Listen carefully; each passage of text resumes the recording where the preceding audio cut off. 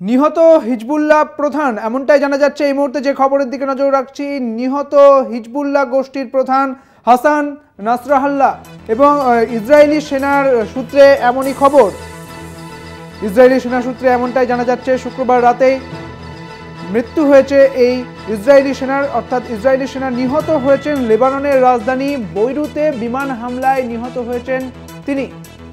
Hezbollah প্রধানের মৃত্যু হয়েছে বলে জানা যাচ্ছে। হিজবুল্লাহ প্রধান নিহত একটি হামলায়, ইসরায়েলি সেনার হামলায় নিহত হিজবুল্লাহ প্রধান। আপনারা জানেন যে ইসরায়েলের যে গাজা দখলের যে লড়াই চলছে হামাসের সঙ্গে ইসরায়েলের, সেই হামাসের সঙ্গে ইসরায়েলের এই লড়াইয়ে হামাসের প্রতিপক্ষ হয়েছে হিজবুল্লাহ গোষ্ঠী এবং হিজবুল্লাহর সঙ্গে কার্যত ইসরায়েলেরও সম্পর্ক একেবারে তিক্ত। নিহত হিজবুল্লাহ প্রধান হাসান